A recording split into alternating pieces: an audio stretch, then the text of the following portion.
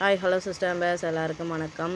இன்றைக்கி கடையை க்ளீன் பண்ணுற வேலை தான். ஸோ தினமும் க்ளீன் பண்ணுற வேலை தான். ஏன் அப்படின்னு பார்த்தீங்கன்னா 7 மாதமாக கடை திறக்கவே இல்லை. மாதத்தில் ஒரு நாள் தான் திறந்துருப்பாங்க போல். கடை வந்து என்னென்ன திங்ஸ் எப்படி எத்தனை இருக்குது அப்படின்றத வந்து டீட்டெயிலாக இனிமேல் எல்லாமே அப்டேட்டாக வச்சுக்கிறணும் அப்படின்னு சொல்லியிருக்காங்க. எங்கள் வீட்டுக்காரர் தான், வேறு யாரும் இல்லை. அவங்க வந்து க்ளீன் பண்ணி தினமும் கொஞ்சம் கொஞ்சமாக க்ளீன் பண்ணி விடு பாப்பா தூங்குகிற சமயத்தில் அப்படின்னு சொன்னாங்க. சரி அப்படின்ட்டு நானும் டஸ்ட்டு படாமல் நேற்று உள்ளே வச்சு க்ளீன் பண்ணேன். டஸ்ட்டு பயங்கர டஸ்ட் ஆகிடுச்சு. பாப்பாவுக்கும் லைட்டாக பறக்க ஆரம்பிச்சிருச்சு. அதனால் வெளியே எடுத்துகிட்டு வந்து ஒவ்வொரு சாக்காக வந்து க்ளீன் பண்ணிவிட்டு எது தேவை எது தேவையில்லை அப்படின்றதெல்லாம் பிரிச்சுக்கிட்டு இருந்தேன். கிட்டத்தட்ட சாக்கு மட்டுமே 6 சாக்கு 7 சாக்கு இருக்குது க்ளீன் பண்ணி கொடுத்து. அதனால் தேவையானது எல்லாமே, ஏன்னா எல்லாமே உள்ளே மிக்சடாக கிடக்கு. நம்ம தேவையானதை எடுத்துட்டோம்னா நம்ம அதை சேல்ஸுக்கு யூஸ் பண்ணிக்கலாம்.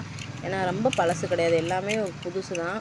1 2 பழசாக இருந்தாலுமேவும் அதை வந்து யாரோ வந்து எக்ஸ்ட்ரா வாங்குகிறாங்க அப்படின்னா அவங்களுக்கு வந்து சரி அப்படின்ட்டு போட்டு விட்டுறலாம். இல்லை கேட்டாங்கன்னா மட்டும்தான், இல்லாட்டி அதை போட மாட்டோம்.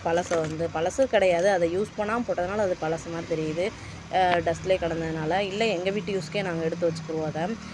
வெளியே வந்து ஒரு எலக்ட்ரிக்கல் கடைக்கான எந்த ஒரு வெளியே எதுவுமே கிடையாது. ஏன்னா நாங்கள் இன்வெஸ்ட் பண்ணவே இல்லை இப்போ வரைக்கும். இந்த கடை ஆரம்பித்ததுலேருந்து இனிமேல் இதுக்கு முன்னாடி போட வேண்டியதில் போட்டு இன்வெஸ்ட் பண்ணியிருந்தா ஒரு வேளை லாபம் பார்த்துருப்போமா என்னன்னு தெரியல.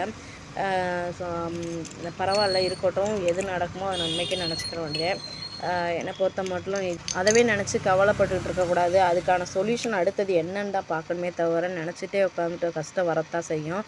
அந்த கஷ்டத்தையும் மேற்கொண்டு நம்ம பார்க்கணும். ஏன்னா அதை தள்ளினா தான் நம்ம அடுத்த வேலையை நகல முடியும்.